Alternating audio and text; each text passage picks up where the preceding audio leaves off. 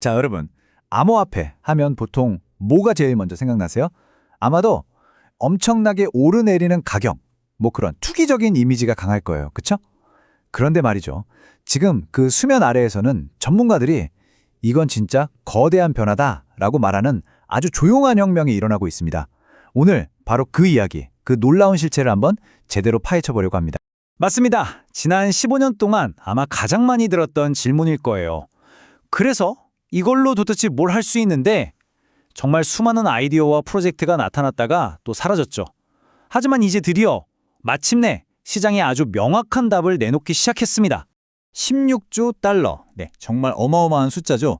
이게 바로 비트코인이 처음 꿈꿨던 그 비전. 그러니까 개인과 개인이 직접 돈을 주고받는 P2P 전자화폐 시스템을 마침내 현실로 만들고 있는 어떤 기술의 연관 거래량입니다. 이 엄청난 거래량을 만든 주인공은 비트코인이 아니에요. 바로 스테이블 코인입니다. 이게 뭘 의미하냐면 지금 암호화폐 세상에서 가장 중요하고 또 실질적인 발전이 일어나고 있다는 가장 강력한 증거라고 할 수 있겠죠. 자, 그럼 본격적으로 한번 들어가 볼까요? 도대체 어떻게 암호화폐가 단순한 투기 자산을 넘어서 실제 금융 인프라로 자리 잡게 됐는지 그 현장을 생생하게 들여다보겠습니다. 혹시 해외에 계신 가족이나 친구한테 돈 보내보신 적 있으세요? 아시겠지만 며칠씩 걸리는 건 기본이고 수수료도 정말 만만치 않잖아요. 바로 이겁니다. 스테이블 코인이 해결하려는 핵심 문제가요. 지금 우리가 쓰는 글로벌 금융 시스템에 아주 깊숙이 박혀있는 이 고질적인 비효율성을 완전히 뒤엎으려는 거죠. 이 표를 보시면 그 차이가 정말 극명하게 드러나죠. 며칠씩 발리던 국제 송금이 단 1초 만에 많게는 10%나 됐던 수수료가 거의 공짜 수준으로 줄어든 겁니다. 이건 뭐 그냥 조금 빨라지고 저렴해진 수준이 아니에요. 말 그대로 금융이 작동하는 방식을 뿌리부터 바꾸는 진짜 게임 체인저인 셈이죠. 이게 그냥 이론에만 머무는 이야기가 아닙니다. 이미 현실이거든요. 스트라이프나 로빈후드 같은 잘 나가는 핀테크 기업들은요, 기존의 낡은 은행망 대신 스테이블 코인을 이용해서 금융 시스템의 뒷단을 아예 교체하고 있습니다. 심지어 스페이스X 같은 거대 기술 기업도 전 세계 자금을 효율적으로 관리하려고 이 기술을 쓰고 있다니까요.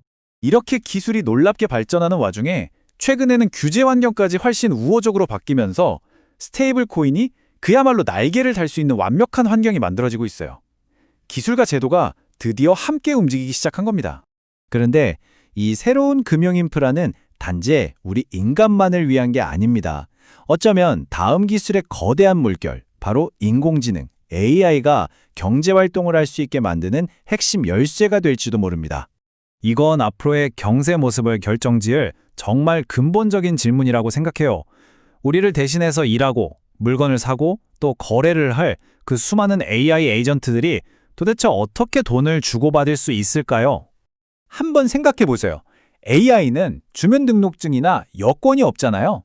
그러니 당연히 은행 계좌를 만들거나 신용카드를 발급받을 수가 없죠.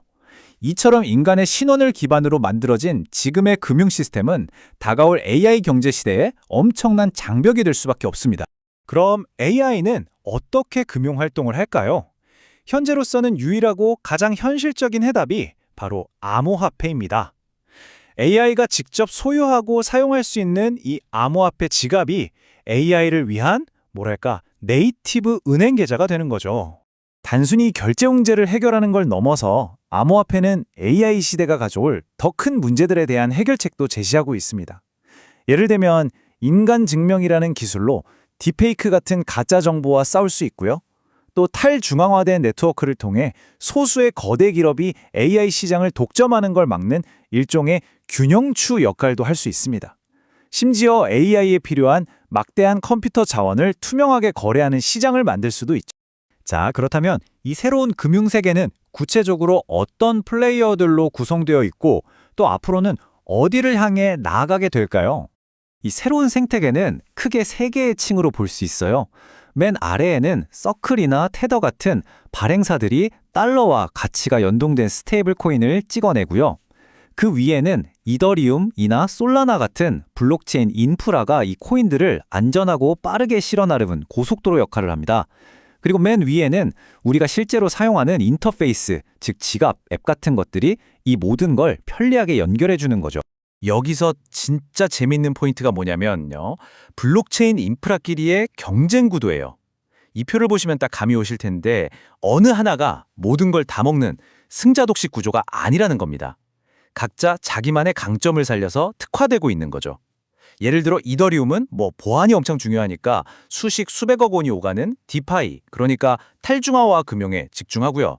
반면에 솔라나나 수이 같은 애들은 속도가 생명이거든요. 그래서 우리가 일상적으로 쓰는 결제나 빠른 거래에 최적화되는 그런 그림인 거죠. 핵심은 바로 이겁니다. 스테이블 코인처럼 정말 실용적인 금융 서비스가 먼저 대중화되면서 암호화폐 기술 전체에 대한 신뢰와 합법성을 부여하게 될 거라는 거죠. 그리고 이렇게 다져진 단단한 기반 위에서 앞으로 훨씬 더 다양하고 창의적인 서비스들이 꽃을 피우게 될 거라는 전망입니다. 이렇게 새롭게 깔린 금융의 고속도로는 미래 애플리케이션들을 위한 거대한 토대가 될 겁니다. 이제 돈이 소프트웨어의 속도로, 빛의 속도로 움직이는 시대가 열리고 있습니다. 과연 그 위에서 우리는 무엇을 만들어낼 수 있을까요? 이 질문을 남기면서 오늘 설명을 마치겠습니다.